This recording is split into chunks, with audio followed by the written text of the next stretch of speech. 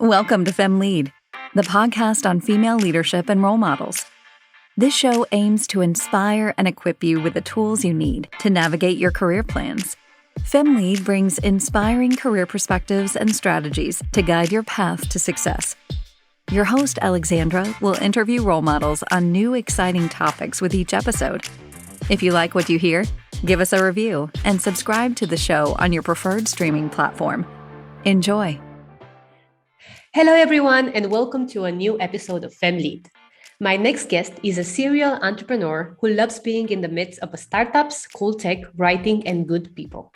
Her first media startup, The Tempest, has impacted millions of readers globally through powerful storytelling. She then impacted the world by creating a business accelerator, taking women founders from early stage to revenue in 60 days. She's passionate about gender equality, accessibility, and intersectional growth, and has previously worked with the United Nations, Xerox, and startups as an advisor and founder.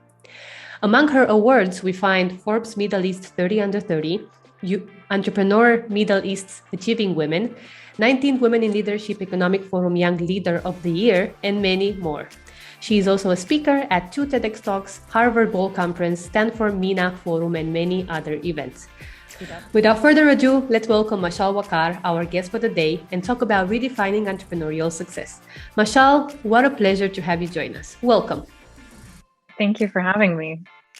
I hope that this discussion will really be eye-opening for all of our listeners because you have a lot of experience in building startups, but also being part of different advisory boards, being part of journeys in companies. So today we're going to talk about success. What does success mean? And what's the definition that people see versus what does it actually mean to be successful? So this is a personal discussion, obviously, and people can take whatever main points they want. But we are here to talk about your journey and how your journey has really impacted the world and also your definition of success. And I want to share with everyone that obviously, the first question is a bit contextual because we do want to talk about women in entrepreneurship. And Mashal, you received thousands of accolades, and you've also confessed to me that you are an introvert and that sometimes receiving all of this attention is not your strongest suit. How do you manage your success? Because many young women say, oh, but I could never handle being in the spotlight like that. Or what would I do if I had to interact with so many people all the time and talk about myself? What do you tell yourself when you maybe feel overwhelmed by the midst of it, by all of the attention of it at times?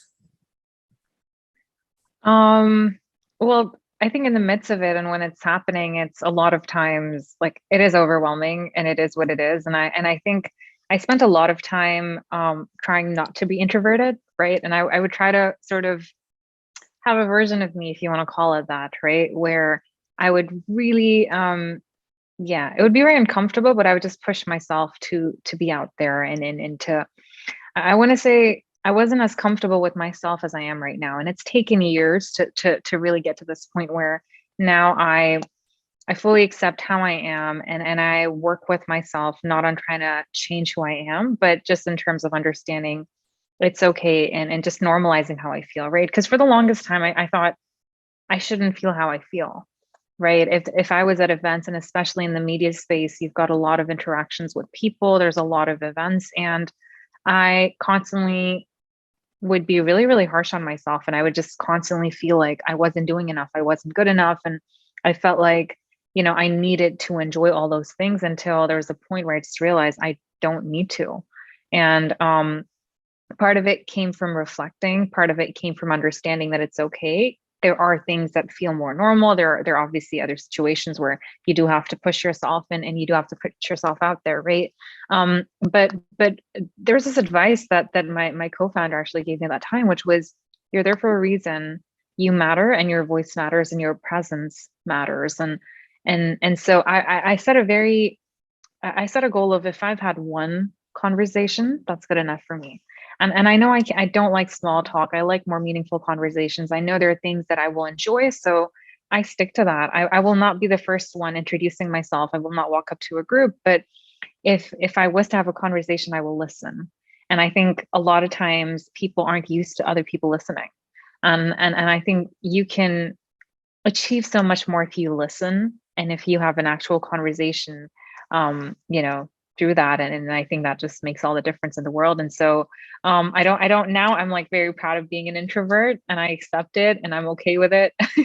And I guess in terms of, I mean, success is a relative term, right? I don't know if I've really achieved a lot sometimes. And um I guess I've also spent a lot of years making myself smaller to make other people in the room feel comfortable. I still have a tendency to do that. I don't like talking about myself. I don't talk about myself, especially in groups. And unless I feel like I really need to talk about my experiences, even when they are valid, I have spent quite a lot of time almost shying away because I didn't want anyone else to feel less than. And it's harmed me a lot of times, but you know, I think that's why it's important to also have good mentors and people who give you advice, and sometimes harsh advice when you need to hear it, right? And just being honest in what they tell you. And so one of the things that I decided to work on was I was going to stop, and therapy helped a lot with this realization, by the way. Just stopping from making myself feel smaller. A close friend of mine and would sort of give me this advice too. And I want to say other entrepreneurial friends, right, who are incredible women and men. Yeah, I guess it didn't sort of happen overnight. It took a lot of introspection. It took reflection and thinking about, why do I behave the way that I do? Why do I say the things that I do? And it was through that I realized it was to make other people feel comfortable, but that doesn't mean I need to make myself smaller, right? And it would sometimes even be frustrating where it's funny because I didn't want to talk about myself, but then I see people really be super, super out there about what they're doing, what they're working on, what they've worked on, right? And be super loud about everything that they've done. And because my natural instinct isn't to do that, I would feel, you know, it was also interesting to kind of think about that. And so I had to have just an honest conversation with myself and really think about taking it down to the values.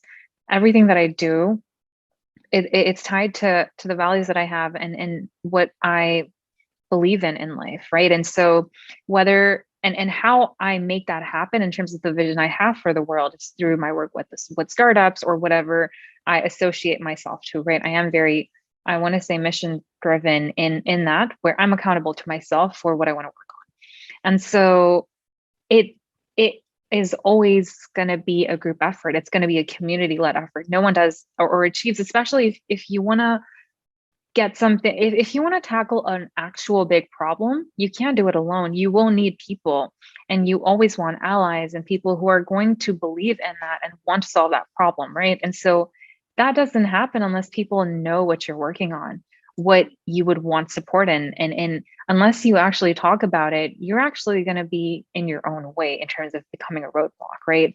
And so when I reframed how I was thinking about it, it's not about what I've worked on, what I've achieved. It's about, if we're working towards a purpose and a common goal, people need to know that there is a goal that I am working towards to be able to even think about it, right? And so when I think about that, then it makes it a bit more comfortable, even though sometimes it's just plain uncomfortable, right? And I feel nervous, but sometimes it's tactical techniques like deep breathing, meditation. And if I feel very overwhelmed at an event, I will just step away, go to the restroom, have, you know, deep breathing, step away from like a lot, just, I'm not going to say like the rush of people, but then I will then step back. And obviously with COVID, it's been different because there aren't as many, or now we're switching to real life events, but that's what I would do with in-person events. And yeah, that's what works for me. Well, you've shared in the last 5 minutes probably something that we could cover this entire interview. So I'm really, really excited.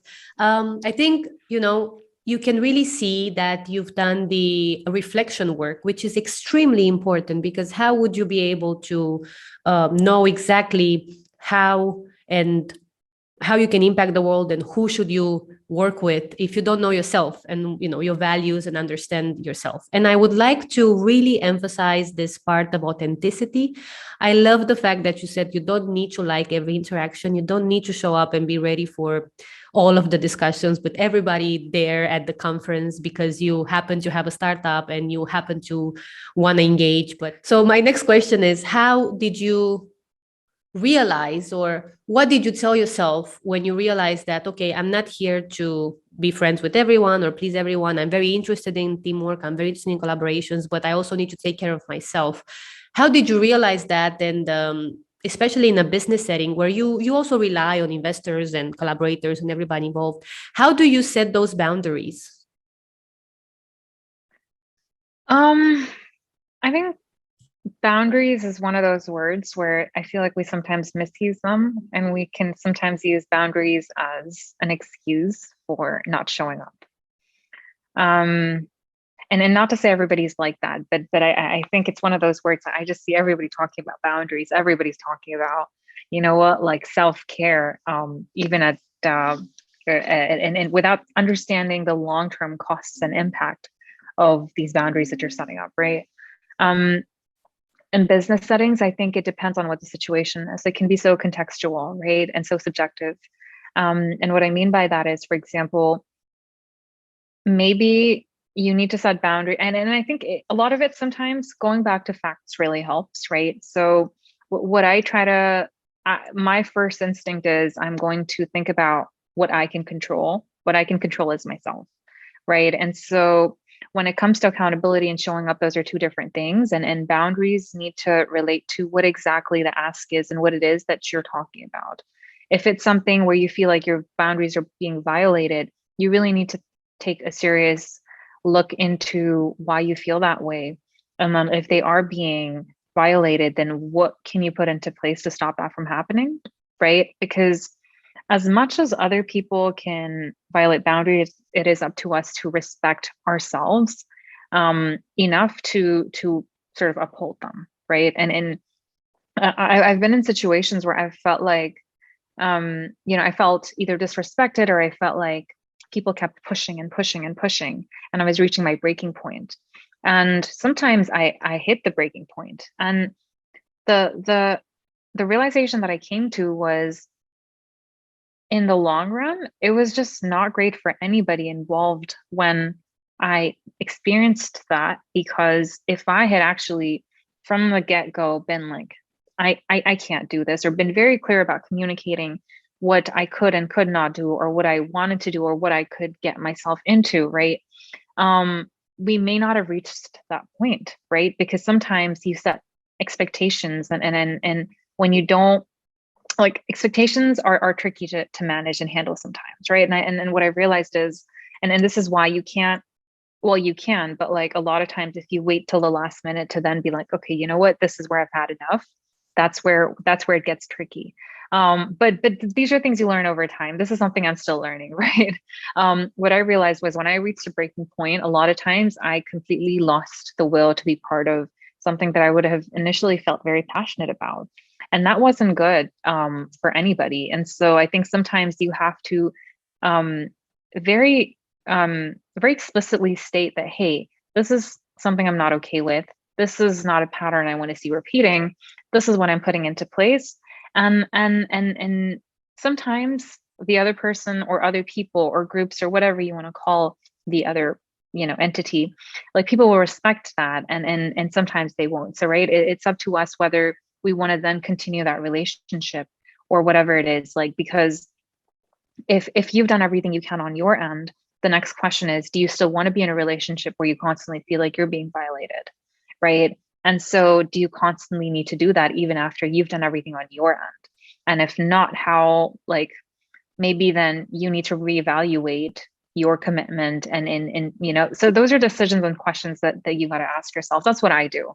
That's what works for me. And I think it might work for other people. I don't like sounding preachy or anything. A lot of these I've just learned through some very bad experiences and some good ones, right? Where other people might, because it's always easier when you're putting up boundaries, and not easy, but like easier versus, I think other people may not be like, we may say that we like boundaries and we want to set them and we've set them, but when others put boundaries, right, that the other part of it is it's a two-way thing. You got to respect other people's boundaries too. It cannot just be a one-way street. And I think that's something people sometimes forget, where they may be, it's a lot easier for people to be like, this is where I set the boundary. And then I think for other people but when other people do the same, you have different expectations, right?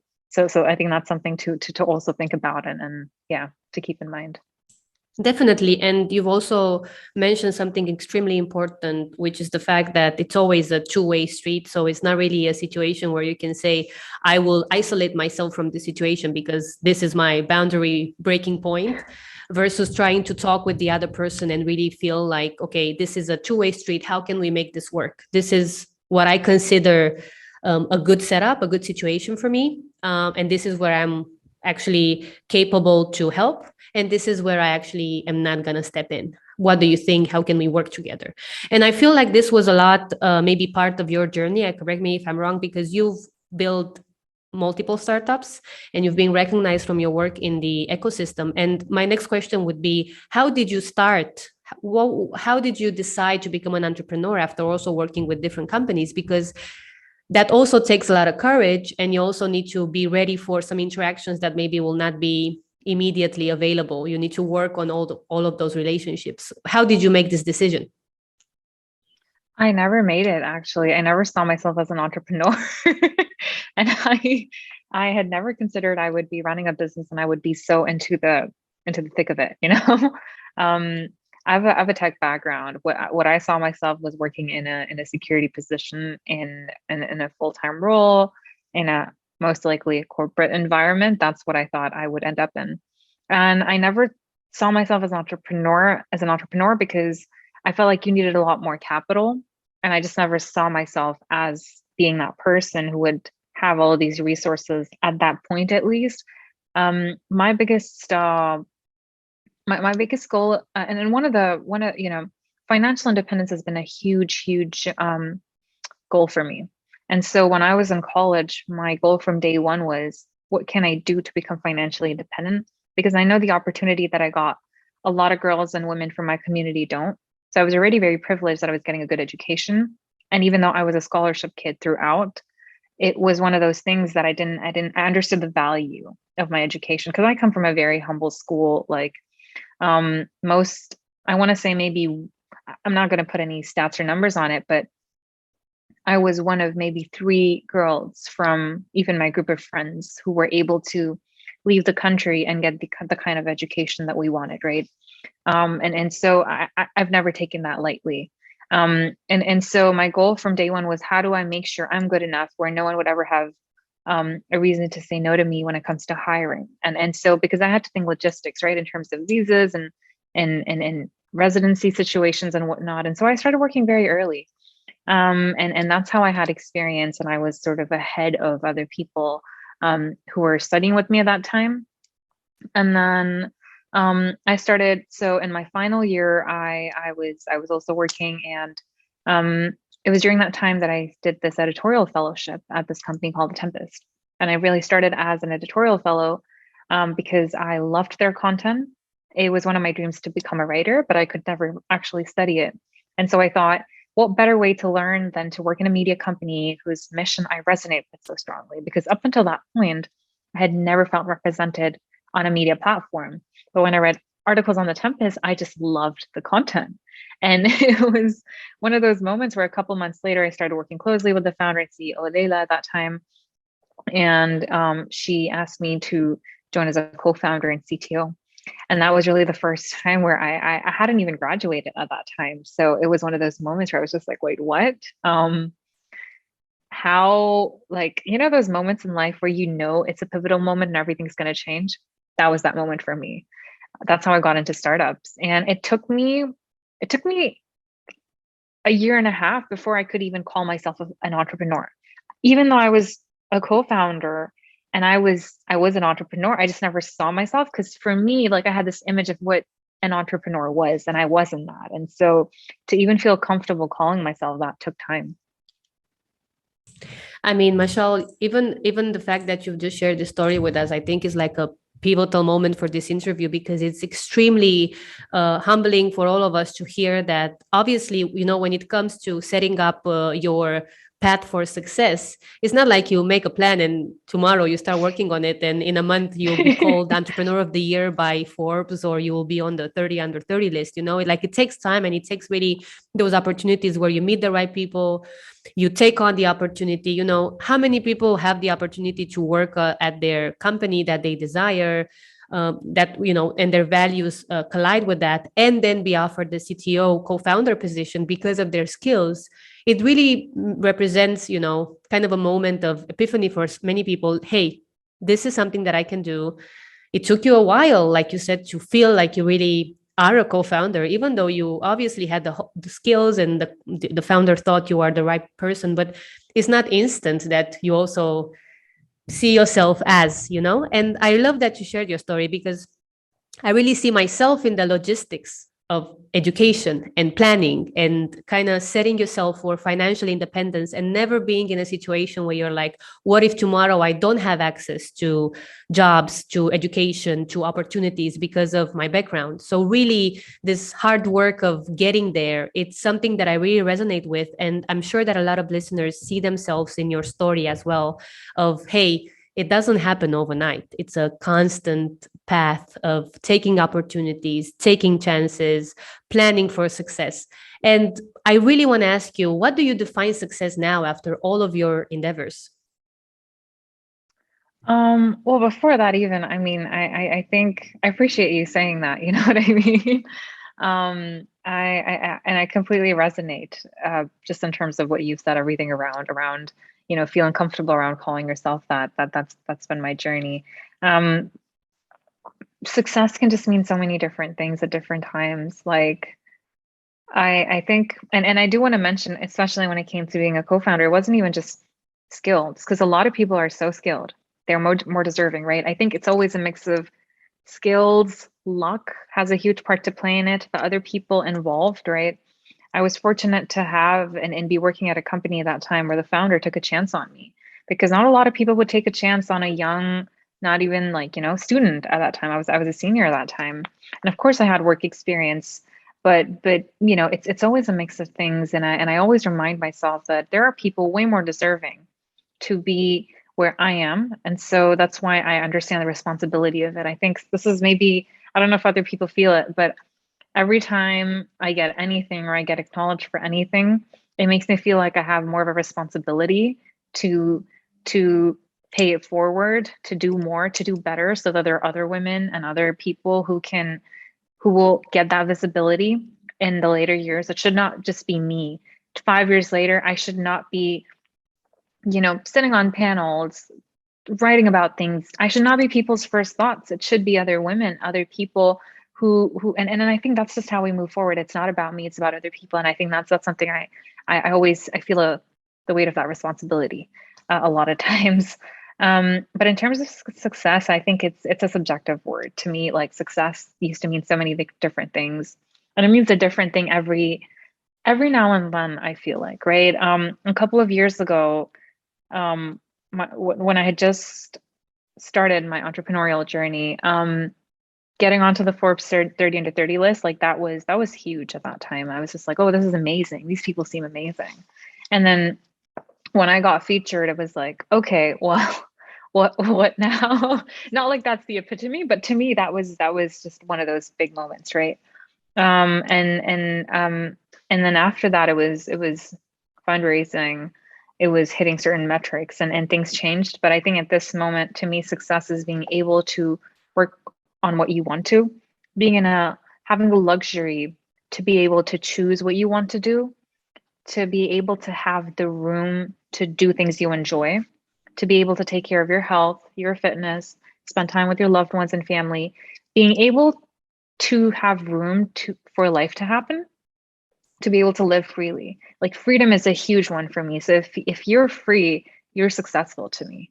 If you have the luxury to be able to feel free, because the unfortunate reality is there's a lot of people who will not have that opportunity. And I want to say I had to also, to understand what success meant and what was important to me, took a lot of reflection, right? Because I was like, and we sometimes use being busy as a badge of honor, and I'm like, there's nothing I like better than enjoying my time doing nothing. You know, I don't want to be busy. I don't want to be in calls. I don't want to have like all of my day scheduled out. I don't enjoy that. What I do enjoy is spending time reading a book, doing things I like doing. And not to say I don't enjoy and love my work, right? But I just think the way that I look at success is having the luxury to be able to be and do things that you want. That's real success.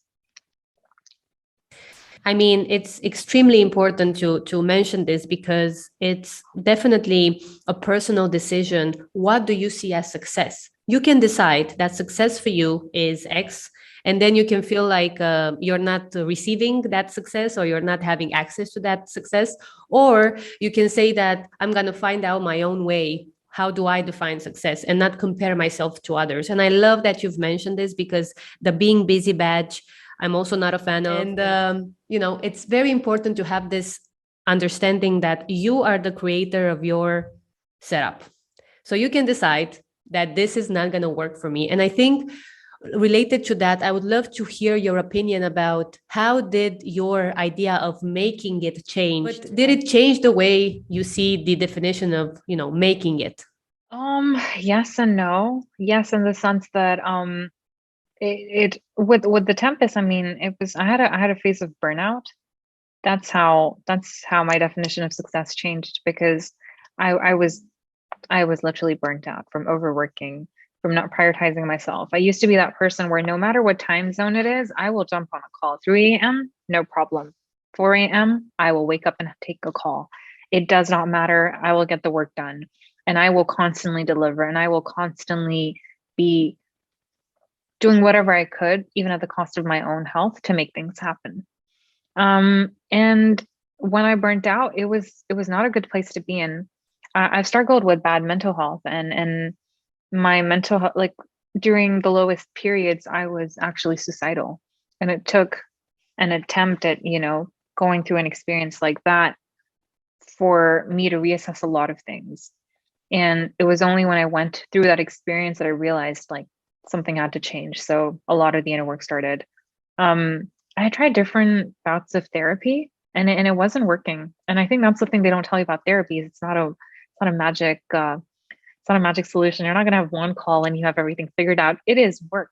It is work that you do, and you show up and you understand, and you you have breakthroughs over time. It takes work, and it's not easy. And that's the bit that I wish someone had told me, because even finding a right therapist, because no one in my family had taken therapy. And so when I'm the first, I can't talk about, and it's a huge taboo, so I can't even talk about it. Now I'm at a stage where I openly talk about these things, but I just know that like figuring that out took time. And I think at different phases, it changed, because sometimes I think it changes because when you reach a certain point, you're like, oh, wait, like this is what it feels like. But a lot of times we are aspiring to get to a certain goal, and we think that's going to make us happy. And we kind of overlook everything that we have at the moment. And so for me, gratitude was one of those things where I think now I'm able to still have aspirational, like every quarter, every year, I kind of loosely think about, this is what I want to do. This is where I want to be. This is how I want things to be. And I kind of loosely work towards it with that in mind. But from the other perspective, I think being able to be truly happy based on whatever you have going on, and again, gratitude and all these things work. Like deep breathing really helps. Journaling really helps, right? But it's easier said than done. And so I think figuring out what success means, there's still a lot of bigger, of course, every time I see people, in headlines, right, where it's a lot of these things that certain startup ecosystems will talk about. It might be a big raise. It might be getting to some place, right? Whatever you want to insert in terms of the headline. It took, like, I'll be cheering for people because I feel so happy, and I'm like, this is amazing, they've done it. But a lot of times for people who have not gone to that stage, you don't realize the opportunity cost and the strings attached that come with, like, you don't understand the story behind the story. You see one headline and you think that is it, and that is where you want to be. You don't understand everything it took to get there, or the journey after, especially for startups where you're raising and then you got to prove yourself, and then it's another round, and sometimes it's a cycle, right? So for people to understand what does that look like, right? It's a journey. And so I think a lot of it, I feel like it's based on what I've learned and experiences I went through. And I realized I wasn't actually happy. So is my definition of happiness based on what I think, based on like, what other people expect, or is it what truly like intrinsically makes me happy? I think over time, there's so many more experiences I have to learn from as well. There is a lot that I haven't experienced yet that I hope to.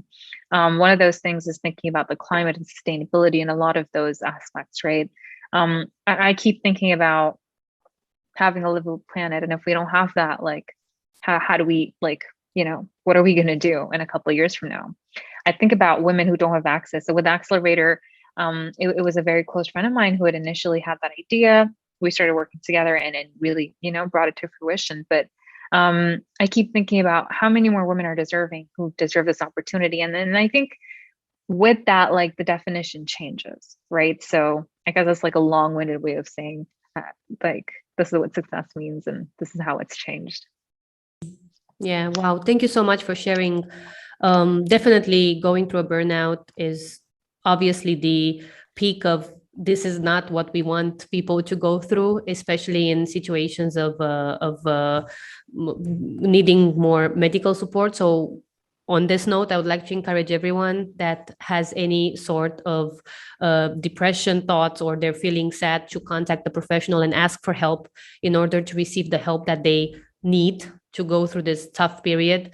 Thank you so much for advocating for this. Mental health is extremely important, and it's just crucial to having a thriving life. You cannot be happy with yourself if you have mental health issues in terms of feeling depressed and not feeling in the right mindset. So I'm very grateful that you've shared this, because I think the part of entrepreneurship where it's not all flowers and accolades is not really spoken about enough. And I'm very grateful that we're tackling this. You've mentioned also that, women, there are many women who might not actually have access to all of your opportunities, and obviously opportunities that other people receive. And on that note, can you share with us, what do you see as barriers for women in entrepreneurship nowadays? Because you've been obviously through different discussions and funding rounds and so on. What do you see are the challenges? How do we move past them? How do we help? What are your thoughts on women in entrepreneurship? I think there are different, and this can change up based on which region you're in. It can change based on which vertical you're in, which phase you're talking about. A couple of challenges that I see, funding is the first one. The global stats for investment going into female founders and female-only founder-led startups are abysmal. The stats were 2.2% out of $100 billion like a couple of years ago. They haven't significantly changed from then to now. In this region, the MENA region, the Middle East and North Africa region, they're still abysmal. Every part of the world, we are seeing horrible stats around funding going into women.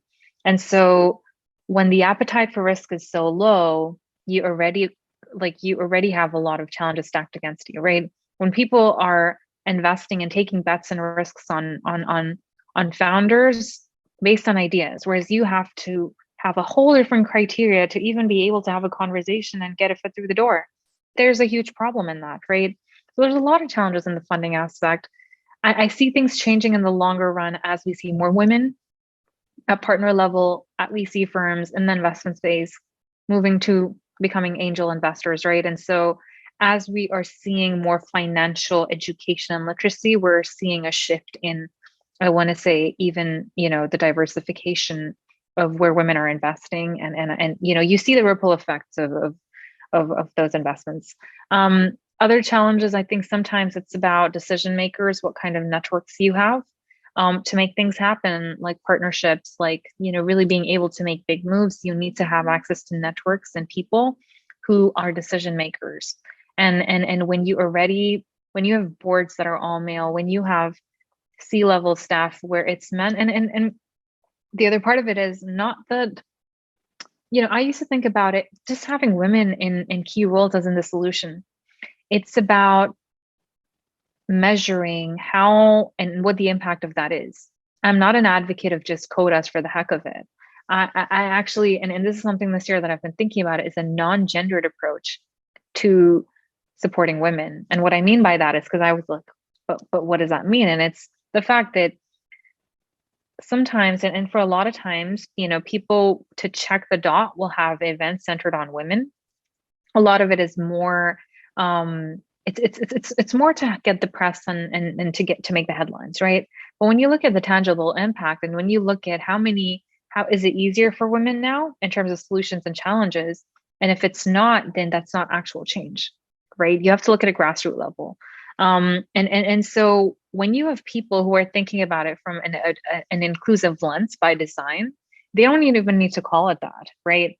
When you have men and women in whatever gender you want to add on here, right? When you have people quite literally just and this happens more when you have diverse people, they will think in that way, right? Whenever I'm in a team or I'm in a room, I automatically look at how is the breakdown of a certain team. And if it looks similar, that's one of the first things I notice, not consciously, it's just subconsciously.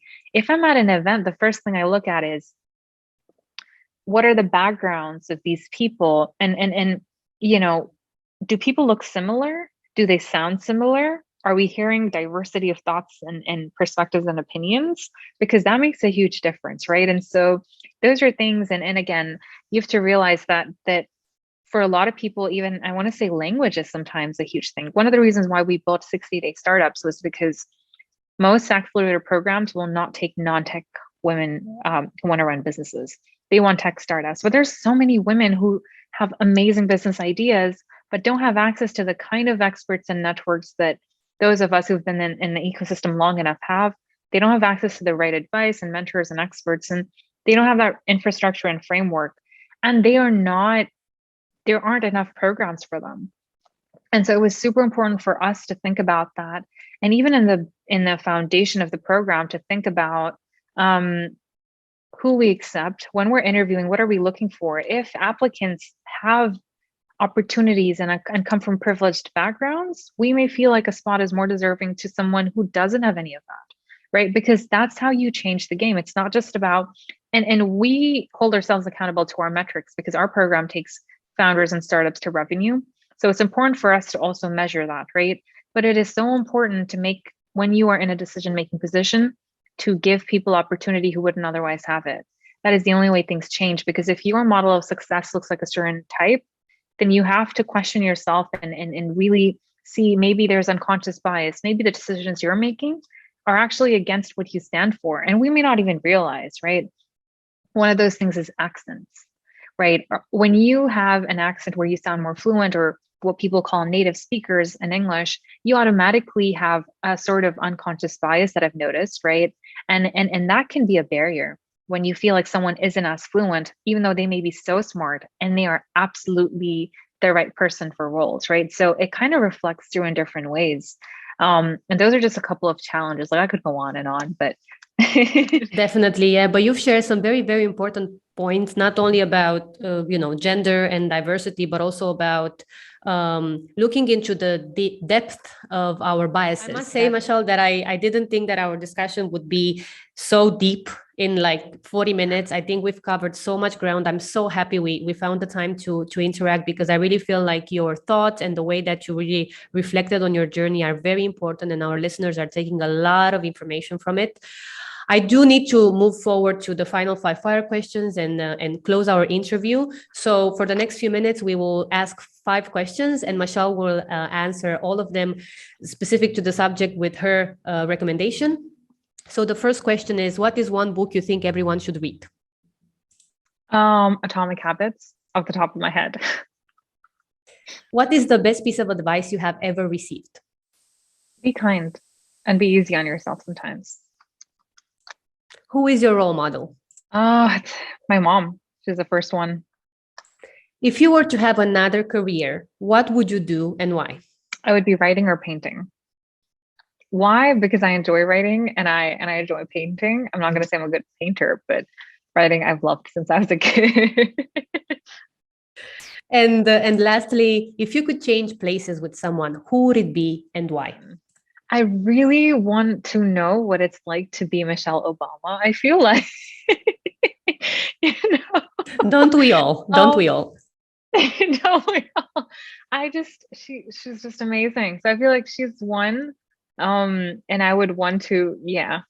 But would I want to switch places is the other thing, right? I mean, I don't know what they've been through, like really been through, right? Even if I've gotten a glimpse of it through their journey. So that's the other part of it is, do I want to? I don't, yeah, I don't know. I'd have to decide if I ever got that chance, right? So This is fantastic. Thank you so much, Mashal. I really enjoy having this discussion with you. I want to thank everyone for listening and follow Mashal online. She has a lot of wisdom that she also shares on LinkedIn. So I'll add all the links in the podcast description. And thank you, Mashal. It was really a pleasure. thank you for having me. And again, wisdom seems like such a heavy word. I don't really, think about it that way. But if there's any advice that's been helpful, I mean, I hope it has been. But yeah, thank you so much for having me. I really enjoyed this conversation. Likewise, Mashal. And thank you all for listening. Stay tuned for more interviews with inspiring female role models. We hope you've enjoyed this episode of FemLead Podcast. Share the news with your friends and follow us on social media at FemLead Podcast everywhere.